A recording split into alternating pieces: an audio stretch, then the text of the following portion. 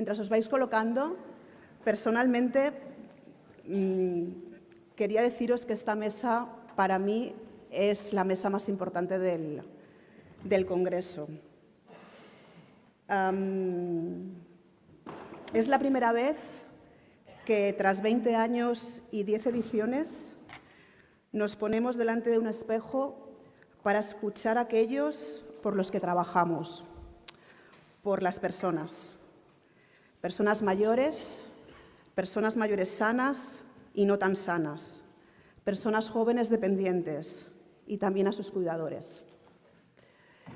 Una de las figuras, lo ha recalcado todo el mundo, más importantes del sistema y, sin embargo, no suficientemente valoradas. Queremos agradecer sinceramente a Ildefonso, que finalmente no ha podido acompañarnos por el fallecimiento de un familiar, a Àngels, a Marc y a Gabriela por permitirnos conocerles, acercarnos a sus realidades, reflejo sin duda de muchas otras. Nos ayudarán a conocerles mejor Maite Sancho, nos conocemos desde hace tanto tiempo que para mí eres Maite, directora general del Inserso, y Josep de Martí.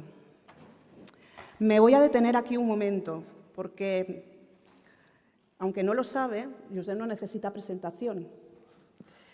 Y quiero aprovechar esta ocasión para reconocer su trayectoria.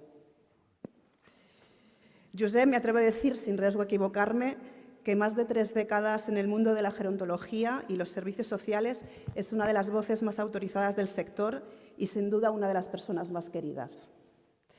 Por eso, para todos nosotros es un verdadero orgullo que hayas aceptado moderar, junto con Maite, la mesa inaugural del 10º Congreso Internacional Dependencia y Calidad de Vida, Cuidando Juntos, Cuidaremos Mejor, en la que daremos voz a lo más importante, las personas. Además, sabemos que este año para ti es un año muy especial. Se cumplen 25 años de la fundación de tu proyecto Inforesidencias y desde aquí os pido un aplauso para él y para todo su equipo como reconocimiento a una trayectoria llena de esfuerzo, compromiso y éxitos.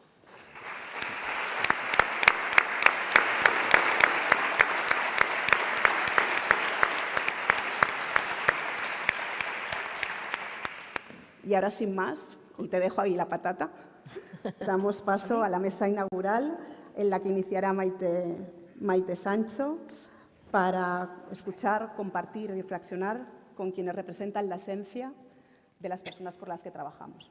Muchas gracias. Bon dia a tothom. Es un auténtico placer, por no decir un honor, poder participar en esta reunión donde además hay tanta gente querida y conocida, además de Josep homenajeado, pero veo gente muy veterana como es Mercè Mas, que no sabe la alegría que me da ver a los más veteranos y veteranas de este sector, en el que tanto llevamos luchando desde hace muchos años.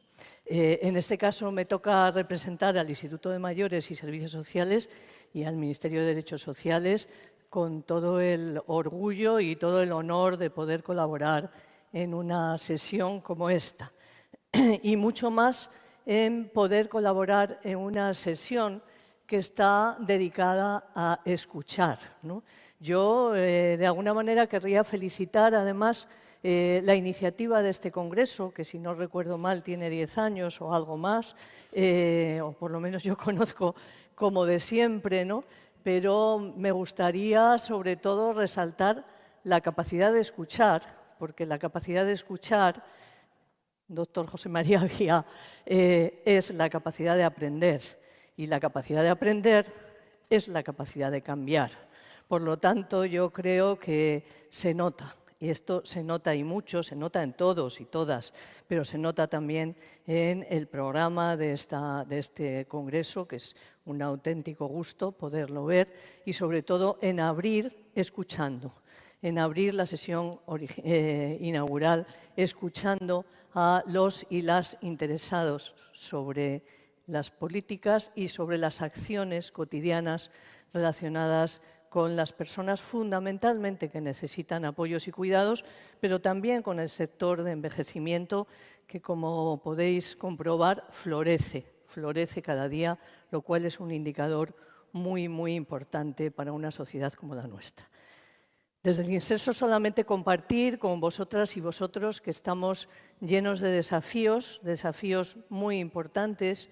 Esos desafíos, además, vienen presididos por una escasa inversión en nuestro sistema de protección social, del cual creo que también tenemos un poco de responsabilidad como sociedad, porque creo que todavía no hay suficiente conciencia de la importancia de los cuidados. Todavía los cuidados parece que quedan ahí en ese ámbito de la intimidad, en ese ámbito de lo doméstico, por lo tanto en ese ámbito de las mujeres, pero hace muchos años que eso ya salió de ahí y que en este momento pues, se convierte en un asunto social, de responsabilidad de todos.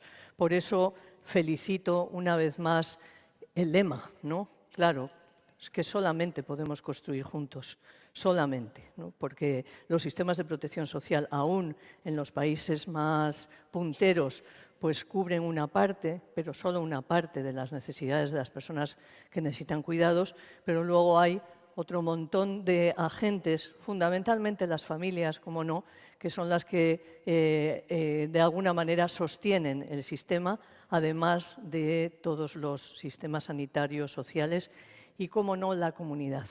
Y en ese sentido, pues yo creo que me veo obligada a recordar que en este momento está en el Congreso nuestra reforma de la Ley de Discapacidad y de la Ley de Promoción de la Autonomía Personal y Atención a la Dependencia, que precisamente mira ahí, mira más a la comunidad, mira más a la autonomía y, por lo tanto, mira más a lo que las personas han pedido, solicitan desde hace 40 años, que al menos yo, en mi larga memoria de esto, que tengo la ventaja, en este caso, de tener muchos años para poder decir que llevamos 40 años preguntando a las personas qué es lo que les gustaría, qué es lo que desean cuando necesitan apoyos y cuidados, y la respuesta ya sabéis cuál es, no hace falta que os la comente. Por lo tanto, esta reforma de ley tiende a eso, tiende a más hogar, tiende a más comunidad y, por lo tanto, a más diversidad, a más autonomía, a más flexibilidad, a más compatibilizar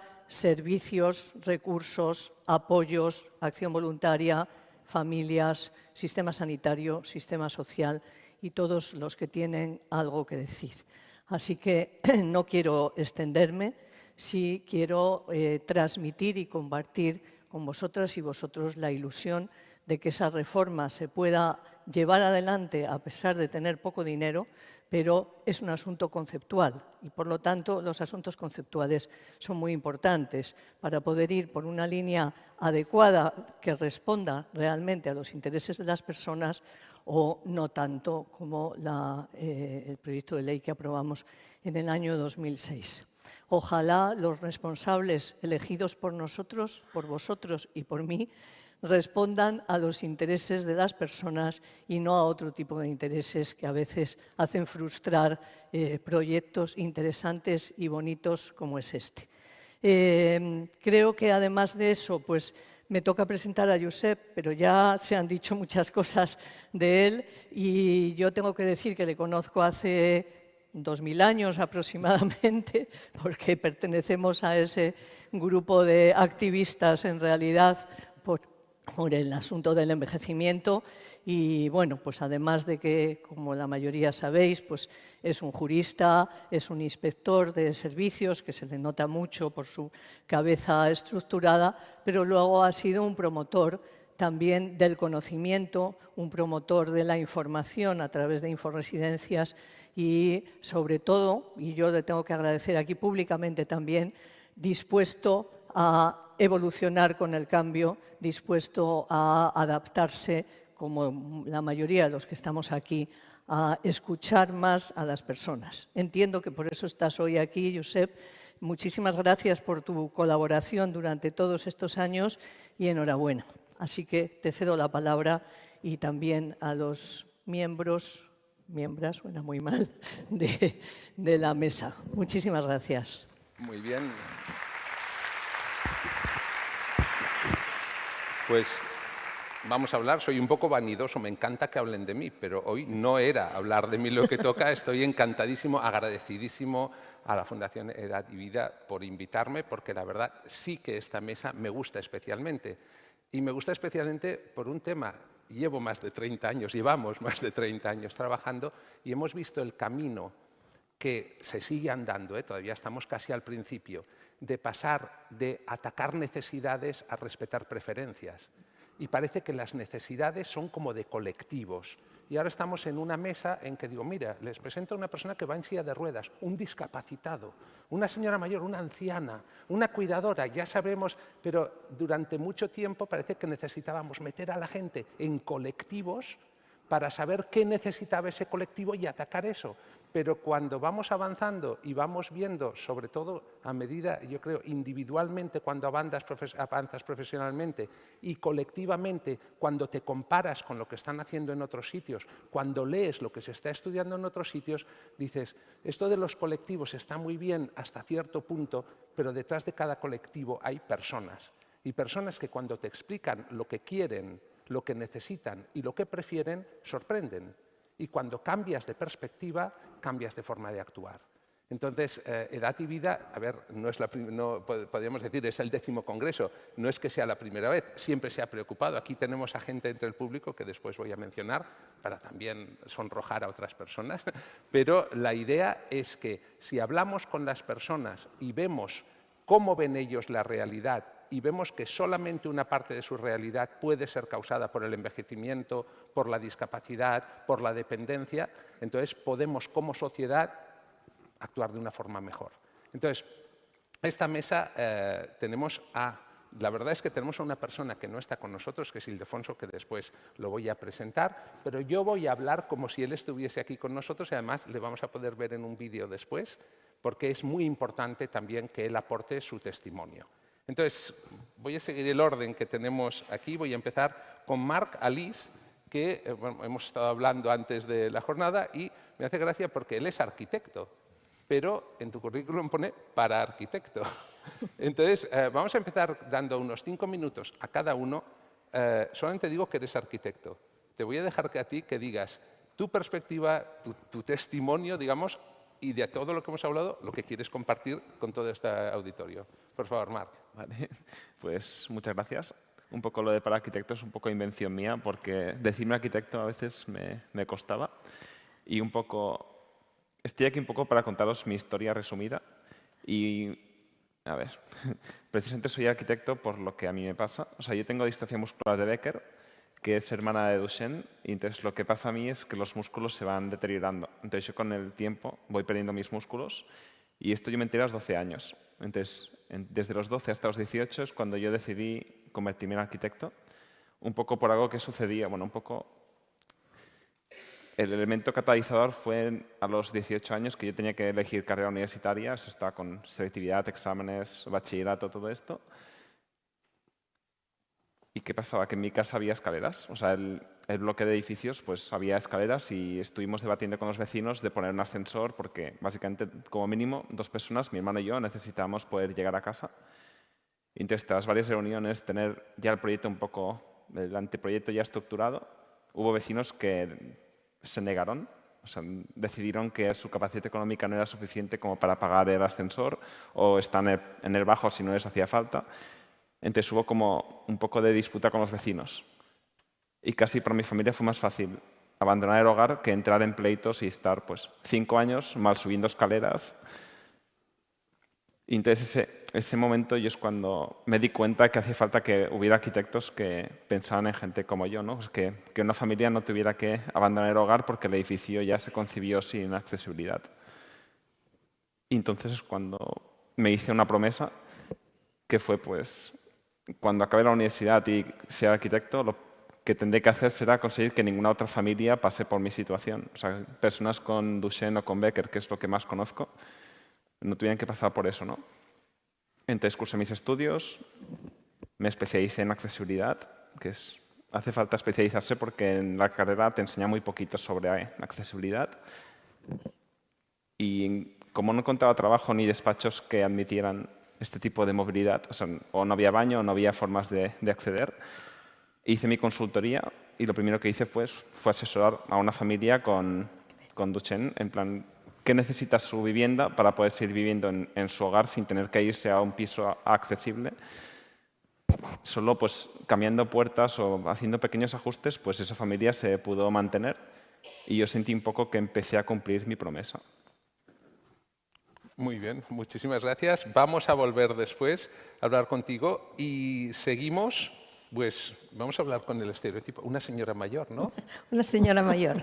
Una señora mayor que todos pensamos, pues será una señora encantadora, que querrá mucho a sus nietos, que les hará pasteles y tal. Bueno, Pero también, me parece también. me parece que María Àngels Vehí es bastante más que una señora mayor. Bueno, Y usted, cuando hemos estado hablando, dice, yo quiero hablar de algo que es que hay que añadir años a la vida más que vida a los años. Y no lo dice, ya no hablo de una señora mayor, estoy hablando de una persona que es una activista.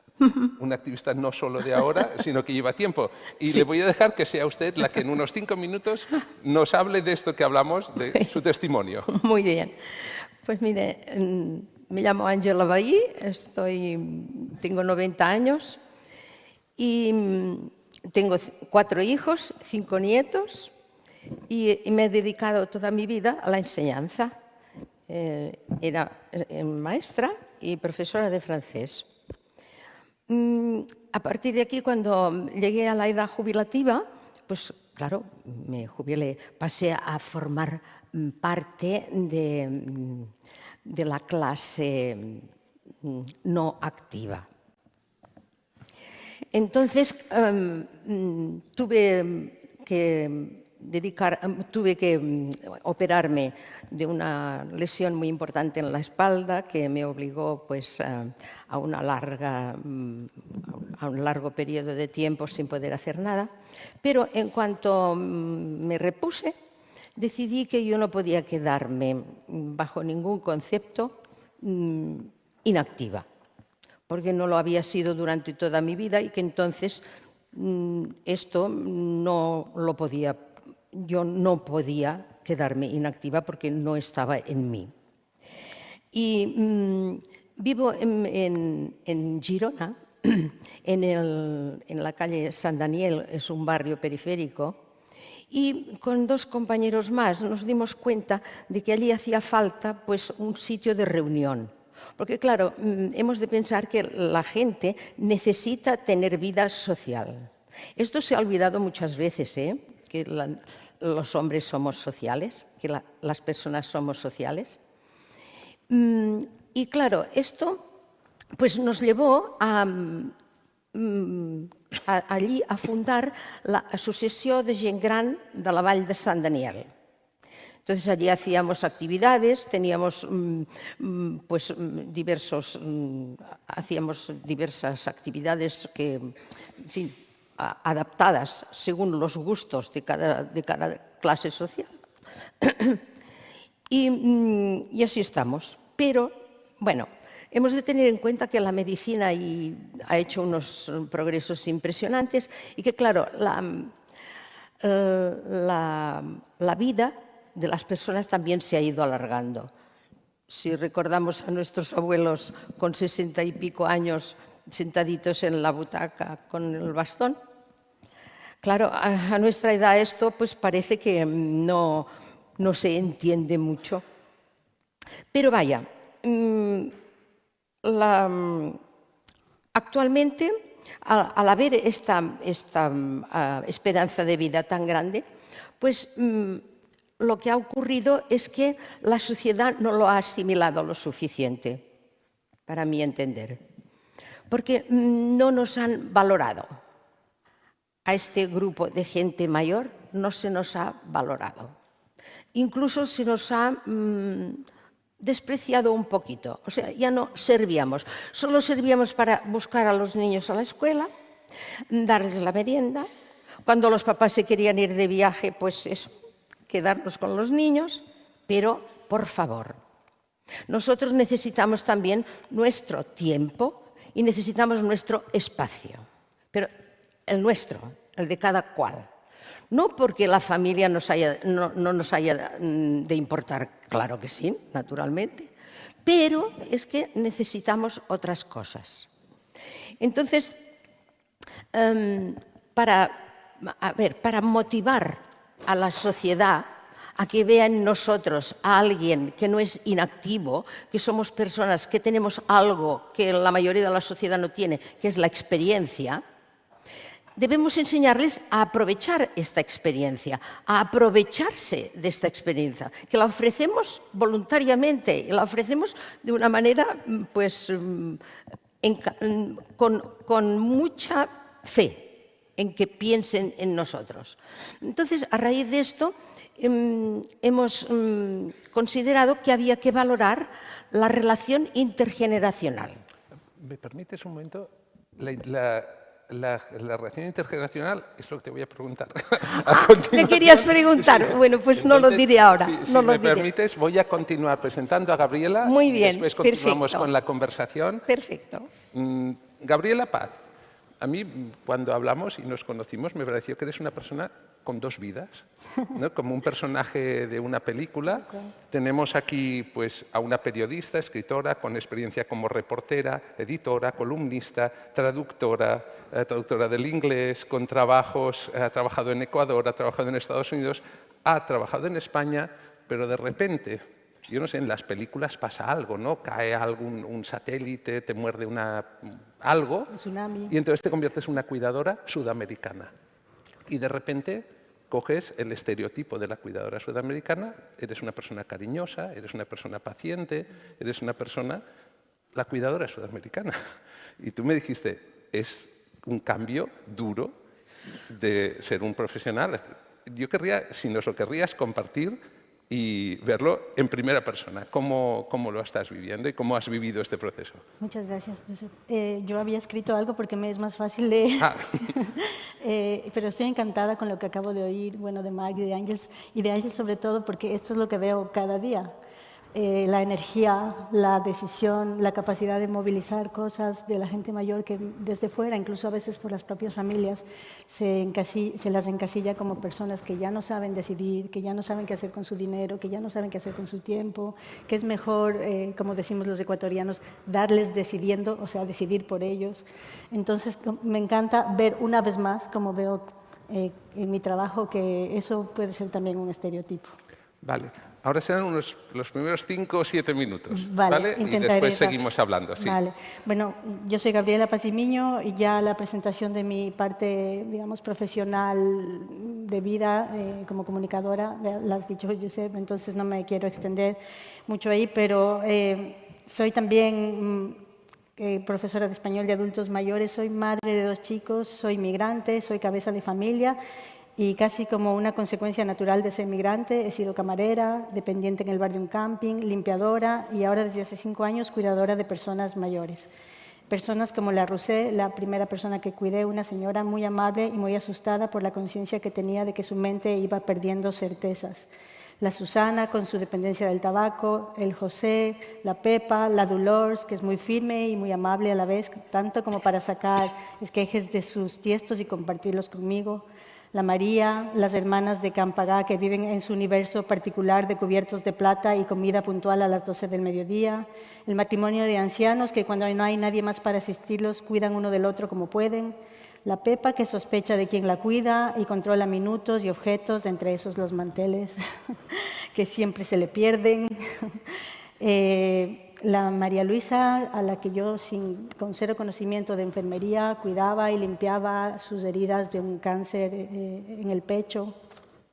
Y el inolvidable Romeo, un profesor y escritor argentino venido a menos por la vejez, pero lúcido y brillante. Él intentaba cubrir su propio pudor de que yo lo tuviera que duchar, que lo tuviera que sostener en peso, en un baño pequeñito, y hacía chistes muy finos y una ironía como que hacía la experiencia un poco mejor para los dos. Bueno, esos son ellos y esta soy yo. He trabajado, como ya dijo Josep, en algunos sitios como periodista. También he trabajado dirigiendo un periódico para migrantes y solo lo menciono porque esta fue mi primera experiencia de empezar a contar vidas más de cerca. Y vidas que se mueven lejos de su país, entre la nostalgia y la esperanza, una experiencia que fue un poco anticipatoria para mi segunda venida a España, porque en la primera vine como periodista y en la segunda ya vine sin un trabajo fijo. Tengo un poco de síndrome de impostor o de impostora cuando hablo aquí, porque sé que mi realidad no es exactamente igual a la de muchas mujeres que no tienen la capacidad ni el tiempo, sobre todo el tiempo, la capacidad no, el tiempo de poder hacer estas reflexiones y de elegir un poco, de moverse entre dos aguas como yo puedo hacer. Pero quiero dar unas pocas cifras porque ayer precisamente leí un informe de Oxfam Intermón que salió hace pocos meses, en marzo del 2025, y se llama Trabajo invisible y cuerpos rotos, que ya lo dice mucho el título. Y las cifras que se incluyen ahí son estas. En España trabajan más de 565.000 personas en hogares y cuidados. 87% son mujeres. Cerca del 70% son de nacionalidad extranjera o con doble nacionalidad. El salario promedio es de 1.000 euros al mes. Solo 4 de cada 10 trabajadoras reciben la indemnización por despido que les corresponde. Muchas carecen de protección social y no tienen derecho al paro con carácter retroactivo. La inspección laboral no puede entrar a domicilios privados. Esto habla sobre todo de la situación de las personas internas. La consecuencia es la falta de supervisión del cumplimiento de jornada, descansos y medidas preventivas. Las mayores irregularidades se dan entre las trabajadoras internas, que suelen trabajar jornadas infinitas con pocos descansos o días libres y sin red familiar de apoyo. 90,6% han sufrido dolores musculoesqueléticos en el último año, 66,5% han sufrido estrés, 59,2% han tenido ansiedad, 74% consumen analgésicos habitualmente para poder trabajar. Casi la mitad ha sufrido faltas de respeto, insultos o trato discriminatorio. 29,7% ha sufrido impagos de salario. 17% ha recibido proposiciones de carácter sexual. Y podría seguir largamente con estas cifras. Creo que las cifras hablan por sí solas de la precariedad de este tipo de trabajo, que para la mayoría de gente es una labor de segunda o tercera categoría. Eso que se dedican las personas que no saben hacer nada más o que no tienen ninguna otra opción. Pero detrás de las cifras hay personas. Mujeres, muchas extranjeras, como vimos, silenciosas y tímidas, que parecen sombras genéricas, sin nombre o identidad. He trabajado con personas que después de 2 años no dicen mi nombre, dicen esta que me acompaña. Somos personas con nombres, historias, expectativas, deseos, defectos, realidades económicas, familiares y sueños. Mujeres que sabemos que el trabajo se puede acabar en cualquier momento, que si se sufre un accidente laboral no habrá un seguro que lo cubra, que si la jornada se extiende será difícil decir que no, porque ¿quién va a dejar a una persona mayor sola con la responsabilidad que esto implica? Que la culpa de cualquier percance podría ser nuestra, que lo que vemos y escuchamos en esas casas y en esas horas, a veces incluso situaciones que rozan el maltrato verbal a personas mayores, no lo podríamos denunciar o reclamar a la familia desde nuestra posición. Es muy difícil en todo caso. Y así, pero nos movemos en un territorio profundamente humano, el universo del cuidado, que nos permite ver el mundo desde otra perspectiva y a otro ritmo, porque somos las depositarias de los gestos mínimos, de las memorias, de la confianza. Probablemente con todo el esfuerzo que hacen las familias, a veces por estar muchas horas y por la relación distinta que se da, sabemos quizás más cosas de las personas que cuidamos que lo que probablemente le cuentan a la familia en ese momento. Y en esa dimensión que queda fuera de la urgencia de quienes están fuera en el mundo y no en esas habitaciones o en esas casas, no nos alcanzan a ver ni a valorar, muchas veces ni a las personas cuidadas ni a las que cuidamos. Es un poco más largo, pero creo que se acaban los minutos. Vamos a tener tiempo de seguir hablando, pero... Y lo voy a dejar ahí. Perfecto, muchísimas gracias, Gabriela. Tenemos al cuarto invitado que le vamos a ver en pantalla, pero quiero presentarle. Además, he estado hablando estos últimos días y siento mucho porque ustedes están disfrutando de esto, pero la verdad yo agradezco mucho porque solo la preparación yo creo que ha sido un disfrute especial y descubrir realidades que si no puedes ver por el agujerito normalmente se pasan de largo, y lo que queremos es que todos podamos mirar por el agujerito y cambiar un poco de perspectiva. El siguiente invitado se llama Ildefonso Fernández. Ahora ha tenido una circunstancia familiar que le impide estar con nosotros. Él tiene 66 años, está casado con Inés, tiene 2 hijos, uno de 30 y uno de 25 años, nació en La Rioja, trabajó durante su vida laboral de 33 años, primero de jefe de compras en un hipermercado, en una empresa conservera, pero hace un tiempo, el año 2017, recibió un diagnóstico de Alzheimer que él quiere que compartamos, porque hablar de un diagnóstico de una persona sería totalmente irregular, salvo que él quisiese compartirlo. Entonces, la verdad esto de que hablemos de demencia, de deterioro cognitivo, volvemos a ver, es como una categoría, no es como algo que parece que está ahí. Siempre nos imaginamos a gente muy afectada, gente que está en unas fases casi terminales, que no se acuerdan de nada, pero la verdad es que es un proceso y sabemos que el diagnóstico precoz es algo de lo que más se apoya desde el mundo de la ciencia, diciendo si podemos diagnosticar antes, se pueden hacer cosas. Si diagnosticas tarde, se puede hacer mucho menos. Y entonces tenemos un vídeo en el que él nos va a hablar unos minutos, a ver si me están escuchando nuestros colaboradores técnicos. Sí. Vamos a verle. Ildefonso. Hola, muy buenas tardes. Soy Ildefonso Fernández. Estoy desde España comunicándome con ustedes para participar en la conferencia de Alzheimer Iberoamérica. Quiero desde aquí plasmar la voz de todos los enfermos de nuestro país. Hemos formado dentro de CEAFA España un grupo de personas que nos hemos denominado PEPA y que somos personas en estado inicial de la enfermedad y queremos pedir en nuestro nombre para todos los enfermos de Alzheimer una serie de cosas para que se nos escuche en todo el mundo. Empezamos diciendo que en nuestro país, cuando se nos diagnostica la enfermedad, ese mismo día parece que dejamos de ser autónomos, nos apartan, se nos jubila de nuestro trabajo y pasamos a un segundo término, cuando resulta que el día anterior éramos personas autónomas, trabajábamos y teníamos una vida normal. El día del diagnóstico, al día siguiente, se nos aparta del trabajo y se nos releva a un segundo término. Esto estaría muy bien si el diagnóstico de una persona fuera tardío, si cuando el estado cognitivo fuera malo, entonces muy bien que la sociedad se encargue del enfermo. Pero en nuestro caso, en un estado inicial de la enfermedad, queremos seguir siendo nosotros y queremos seguir formando parte de esta sociedad, aportando lo mismo que aportábamos el día anterior. Entonces, nuestro sistema debe permitir que mientras podamos ejercer y prolongar nuestra vida plena, adaptarlo a ella y no apartarnos.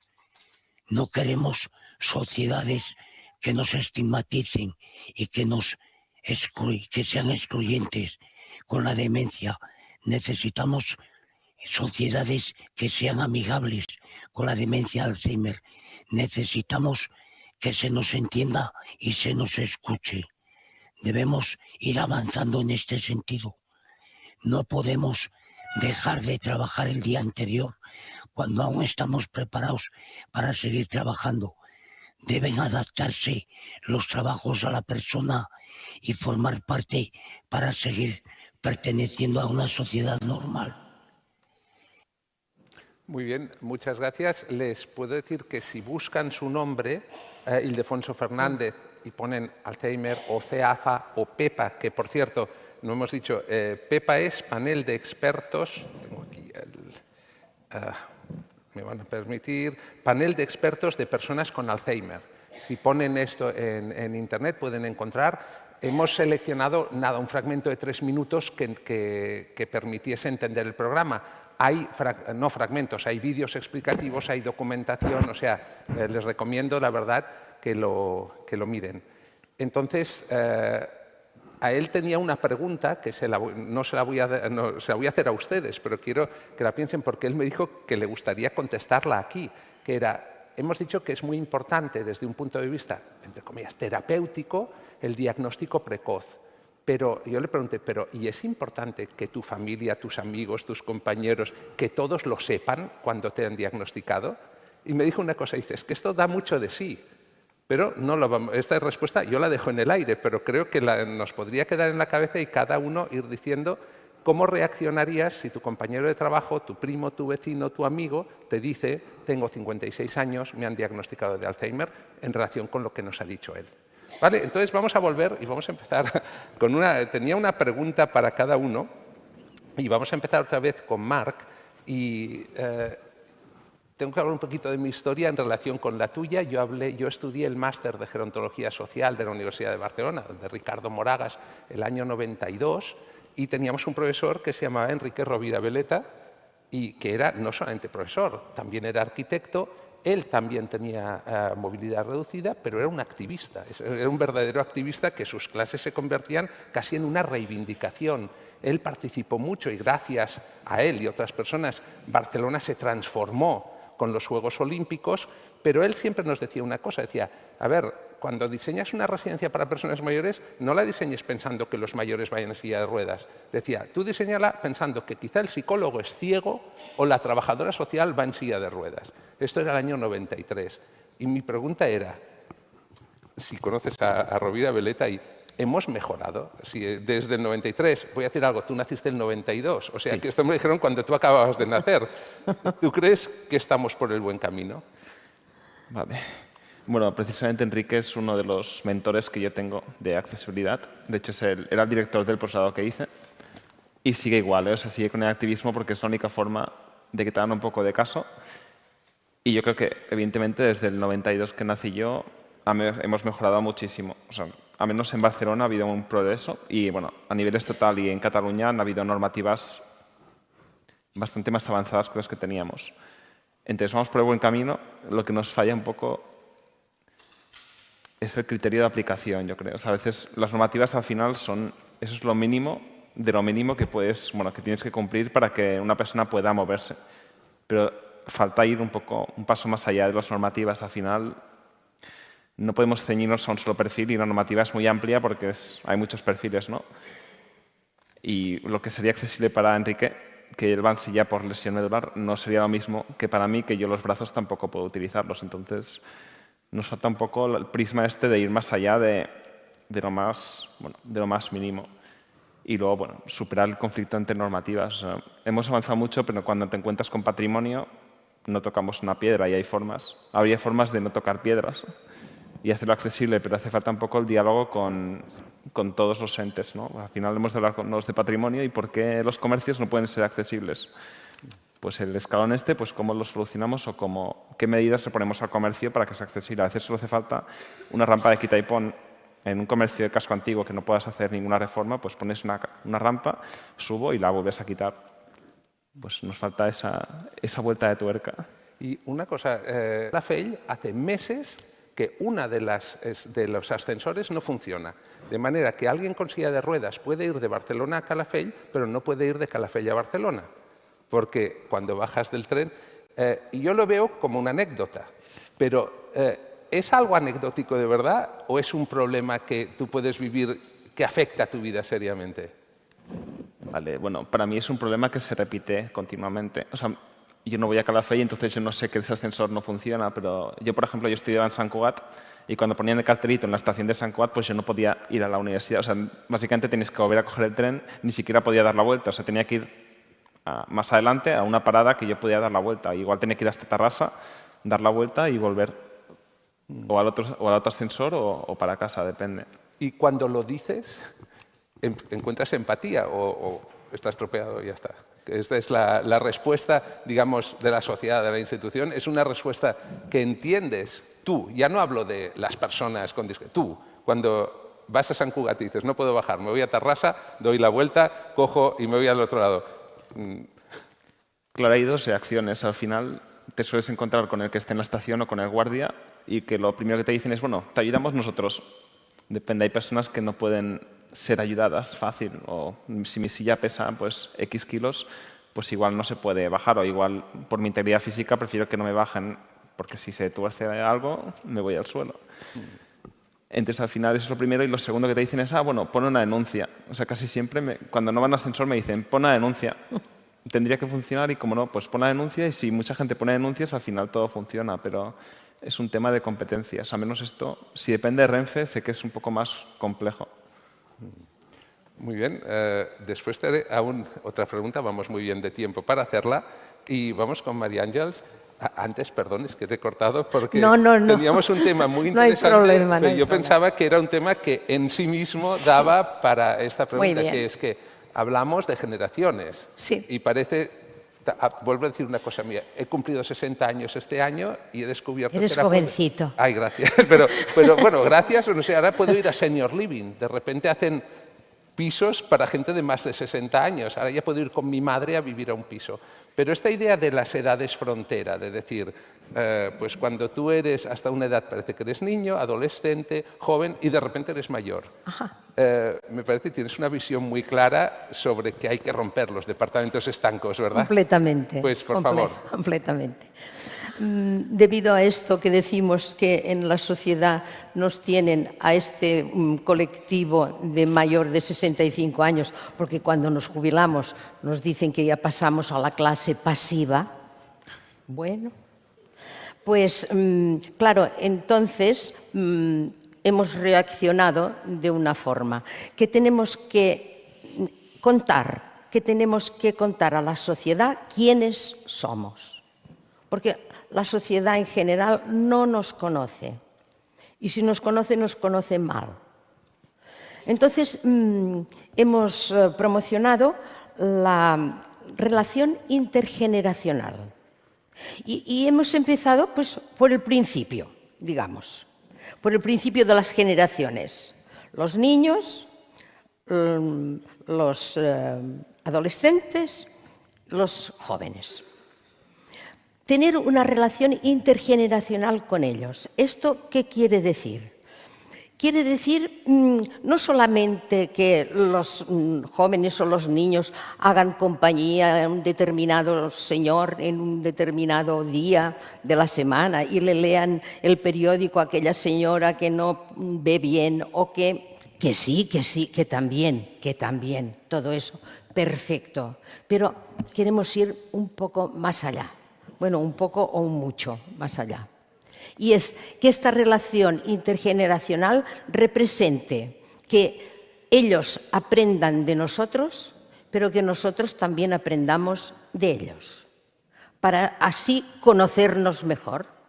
Porque de otra manera, claro, no se saben los problemas. A veces la gente mayor también desconoce los problemas de la juventud, ¿eh? Porque claro, decimos, bueno, es que no nos conocen, pero nosotros los conocemos de verdad. Y me parecía que siguiendo este camino podíamos llegar a algo positivo. Y efectivamente hemos tenido unas pruebas muy... Perdón.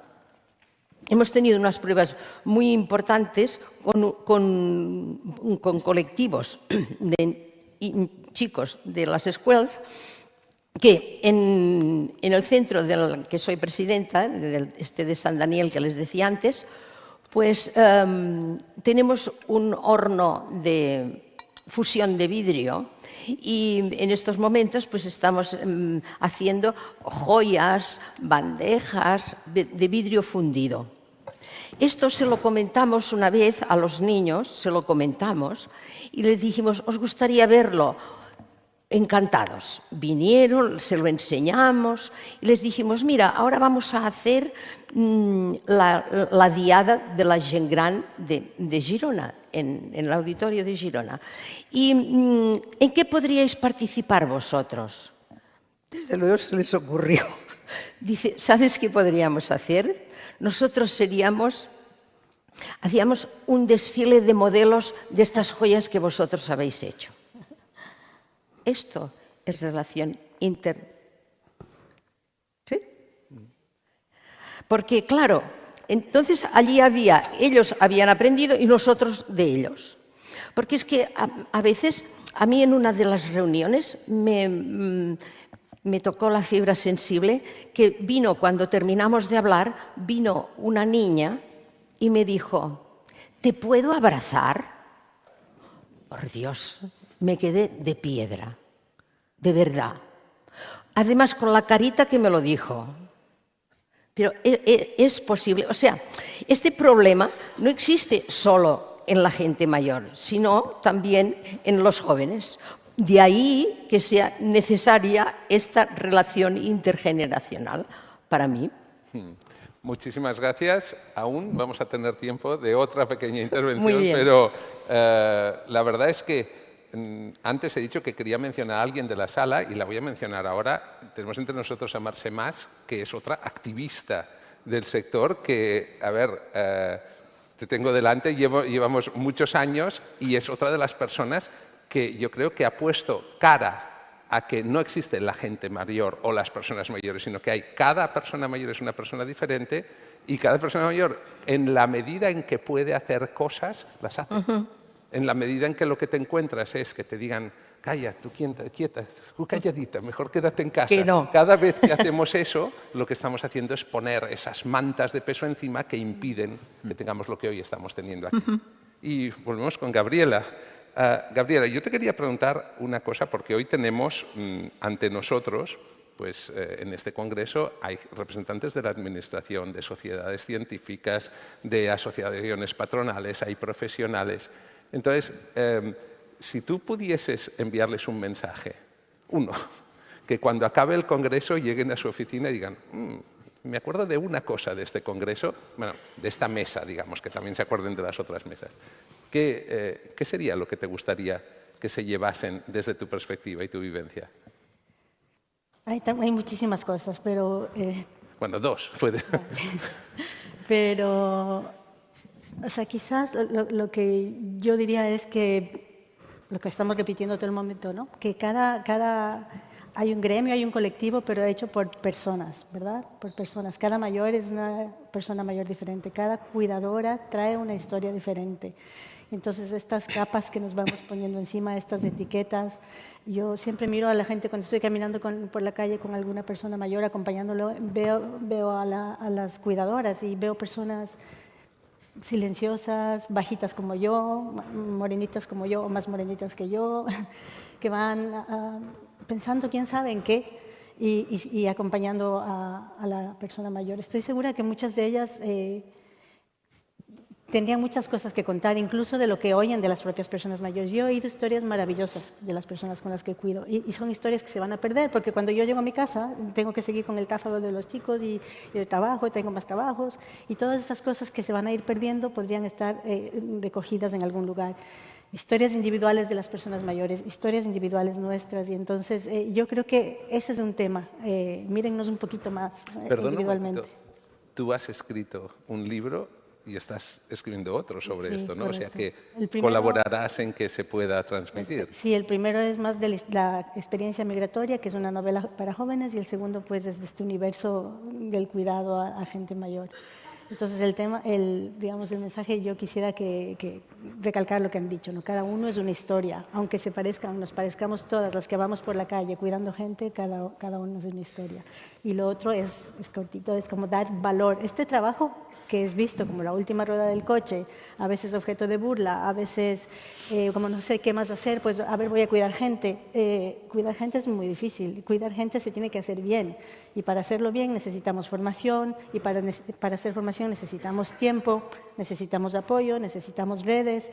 No podemos estar todo el día cuidando a una persona y llegar a casa, seguir haciendo mucho trabajo y volver al otro día a hacer lo que podamos, porque no es lo mismo bañar a un señor que cuidar una herida de un cáncer de seno o simplemente acompañar al mercado a alguien o tratar a alguien con Alzheimer en una fase avanzada, y sin embargo se paga igual de mal, se paga igual.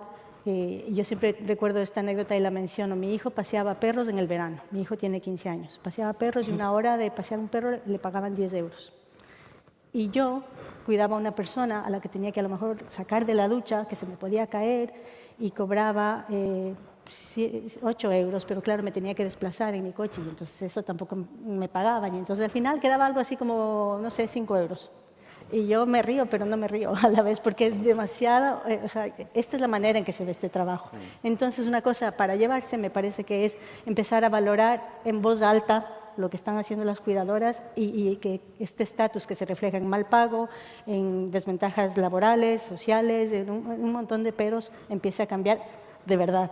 Yo creo que en la mesa institucional hemos hablado de dinero, ahora estamos hablando de dinero desde otra perspectiva, porque una cosa son los presupuestos públicos para servicios públicos, pero de lo que tú nos estás hablando es de un submercado, un submercado, 5 euros la hora. Bueno, porque estoy reduciendo lo de la gasolina, Sí. es que al final es eso. Porque yo puedo elegir en trabajar directamente en una casa sin ninguna empresa y entonces ganaré más, pero no tendré seguridad social, no tendré una baja, no cotizaré, ganaré más y al fin del mes tendré más dinero y estaré mejor y más contenta. Pero si voy por una empresa, la empresa se quedará a lo mejor la mitad de lo que yo estoy ganando y más la gasolina. Bueno, dependiendo de cada situación, terminaré ganando la mitad de lo que gana mi hijo, que pasea una mascota que está muy bien y con mucho cariño, pero la responsabilidad es diferente. Yo creo que estamos poniendo nombre a una cosa que se llama economía sumergida y que podemos hablar de atención a la dependencia desde una perspectiva más institucional y real, pero nos guste o no, la economía sumergida es una parte de la atención, no a la dependencia, a personas que se está llevando de una forma. Yo creo que desde este congreso estamos haciendo bien que se hable también del tema, porque existe. Parece que es el elefante en la habitación y también hay que hablar de ello. Sí. Muchísimas gracias. Una cosa, ¿cómo se llama el libro que has escrito? Porque ya que has venido aquí y estás con nosotros, habla de tu libro también. ¿Cómo se titula? He venido a hablar de mi libro. Se llama Cosas de mayores y es una expresión en Latinoamérica, o por lo menos en mi país, que significa cuando dos adultos están hablando de algo y viene un niño y pregunta, ¿qué? Como mi hijo hace, y tú le dices, no, estas son cosas de mayores. Pues, entonces se llama así y es un poco el reflejo desde los ojos de un niño de lo que significa migrar. Pues Cosas de mayores, de Gabriela Pazmiño. Gracias. Porque ya que has venido y has compartido con nosotros, que también alguien lo puede buscar. Ahora vamos a ser telegráficos porque tenemos que ir acabando la mesa y os voy a repetir la última pregunta que le he hecho a ella, que es que tenemos que personas que toman decisiones y queremos enviarles un mensaje casi telegráfico diciendo, oye, cuando volváis a vuestro despacho, acordaros de esto. Vale. Bueno, os voy a compartir algo un poco para mí personal. Y es, bueno, desde que era pequeño yo tenía una pregunta que siempre me atormentaba, que era un poco ¿por qué a mí? O sea, ¿por qué me está sucediendo esto a mí? O ¿por qué tengo yo distrofia muscular de Becker? ¿No?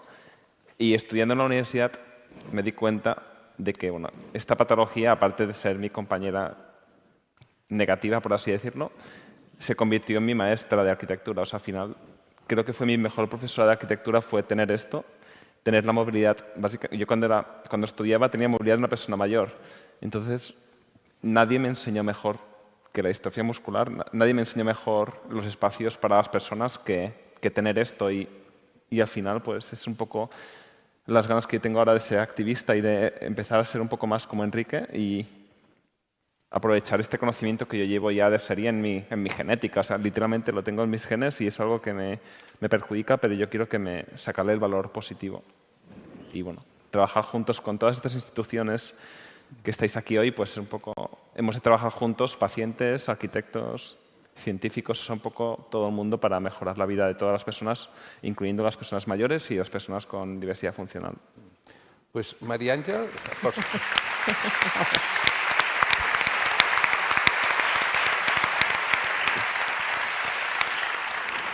María Ángeles, un mensaje telegráfico a nuestras autoridades. Vamos a ver. Tenemos también un problema que es el de las residencias. Las residencias estatales pues tienen unas largas listas de espera, inmensas listas de espera, que a veces cuando la persona que ha solicitado su ingreso en uno de estos centros, pues la persona ya no está. Esto ocurre con bastante frecuencia. Y luego hay las residencias pues, particulares. Señoras y señores, ¿quién puede pagar 2.700 euros mensuales con una jubilación normal?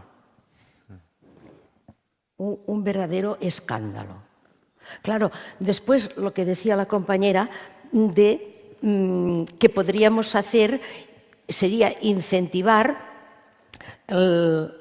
pues la asistencia domiciliaria, pero no con cualquiera, sino con personas con una acreditación, digamos, mínima, pero que estén también estas personas bajo la tutela de quien las ha puesto allí, de los ayuntamientos o de la Generalitat o de quien sea, pero que deban dar, o sea, estén vigilados, por decirlo de alguna manera, por una entidad.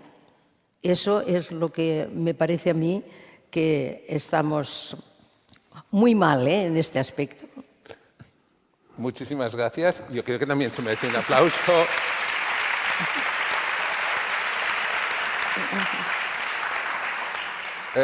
Me acuerdo que mi abuela a veces decía, ¿vamos a hablar de dinero ahora? Pues yo creo que sí, que es que no es solo dinero, No. pero algo de dinero hay que poner. Y yo he dicho que ahí tenemos grandes autoridades y me gustaría dar estos últimos minutos que tenemos a Maite Sancho, por favor, que si quieres compartir con nosotros lo que te ha parecido la mesa o alguna reflexión final, tienes la palabra. Bueno, para mí ha sido un auténtico placer porque es una mesa inspiradora, como siempre, cuando las personas, digamos que afectadas directamente por determinadas situaciones, hablan, ¿no? Por lo tanto, pues tengo que decirle a Marc que enhorabuena por tu elección y sobre todo por el disfrute que te supone el hacer las cosas desde ahí, ¿no? Que también es un disfrute, ¿no? Y yo creo que en eso hemos avanzado mucho. Me estaba acordando cuando hablabas del lema de plena inclusión, que dice lo difícil está hecho, lo imposible lo haremos, ¿no? Pues lo imposible en este tipo de foros se avanza un poquito para hacerlo. En la reforma de la ley, yo me tocó estar en la primera ley y ahora en la reforma de la segunda, ahora me llama la atención el pensar que no contemplaba los productos de apoyo. La ley de promoción de autonomía personal y atención a la dependencia, que tiene delito, no contemplaba los productos de apoyo. Ahora le da una importancia enorme a la accesibilidad y enorme a los productos de apoyo, porque si queremos un modelo comunitario, en las casas las personas tienen que tener productos de apoyo para que el cuidado sea más digno para todos, para los que, para los que reciben cuidados y para los que proveen los cuidados, para ambos, ¿no? Y en relación a tu descripción y a los cuidados, pues también me viene a la mente un estudio cualitativo en el que además yo tuve una implicación muy directa, donde se preguntaba a las personas qué es para ti cuidar. Y había una coincidencia entre las personas que recibían y las personas que ofrecían, que todas decían es que alguien se ponga en mi lugar. Y es así, ¿no? Es que la persona que está en una situación de necesidad de apoyo necesita que alguien se ponga en su lugar. Pero la persona que da o que ofrece los cuidados también lo necesita y mucho, porque tienen que tener límites y porque tienen que ser considerados. Yo creo que lo imposible realmente es que nos creamos esto de que los cuidados son la sostenibilidad de la vida. No nos lo creemos, porque si nos lo creyéramos no trataríamos tan mal al sector cuidados, que lo estamos tratando mal. Lo estamos tratando mal desde las administraciones, pero también desde las personas, desde la sociedad, desde nuestras mismas formas de, digamos que contratar o no contratar a personas que cuiden a las personas que más queremos, además, ¿no? Que son nuestras familias, ¿no? Con lo cual, yo creo que todo eso efectivamente necesita una revisión y, por supuesto, que no eludo en ningún momento el que ese 0,8 que, según los países de la OCDE, gasta el Estado español, pues es prácticamente la mitad de la media de gasto social en el sistema de protección social, que está aproximadamente en 1,5 y no digamos nada los del norte, que esos ya están en el doble del 1,5, ¿no? Pero claro, esto creo que debería de ser un elemento de unión, no de confrontación. Es que estamos todos de acuerdo. ¿Por qué no lo hacemos? Y no quiero pensar, perdonad, en el escenario del gasto en defensa. Yo agradezco mucho que hayas sacado ese tema porque, claro, el futuro que tenemos es un poco, bueno, incómodo, vamos a decirlo, desde la mirada de los sistemas de bienestar y de los sistemas de protección social. Quizás necesitamos que los ciudadanos conozcan mejor lo que es un sistema de protección social, conozcan mejor lo que es un sistema sanitario universal, lo que es un sistema educativo universal, lo que es la protección y lo que son los cuidados, que también tienen que ser un derecho. Y desde ahí va a ser mucho más fácil, pues eso, ¿no? Que lo imposible se haga, que es que realmente tengamos una conciencia clara de que tenemos que invertir en protección social, en cuidados y en una ciudadanía mucho más razonable, mucho más democrática, y eso es lo que la convierte en mucho más solidaria. Gracias.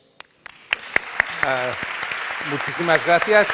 A ver, hay un equipo que ha organizado el Congreso y tenemos que cumplir los horarios para que ellos también puedan seguir con la organización. Muchísimas gracias, Marc, María Ángeles, Gabriela, por supuesto, Maite. Y yo creo... Nada, yo solamente era deciros que habéis sido la inspiración. A veces después de 20 años parece que siempre estamos hablando de lo mismo y de integración, pero sois la prueba de que queda mucho por hacer. Así que enhorabuena por vuestras palabras y vuestras reflexiones. A todos los demás nos espera un café, creo que está abajo. Y recordaros que la próxima sesión es a las 12. Es la única que es en inglés en este congreso, con lo cual, si alguien necesita traducción, creo que abajo también encontraréis los pinganillos para que podáis escuchar bien a los ponentes. Así que nada, muchas gracias y podemos continuar abajo con el café. Sí. ¿Como una foto?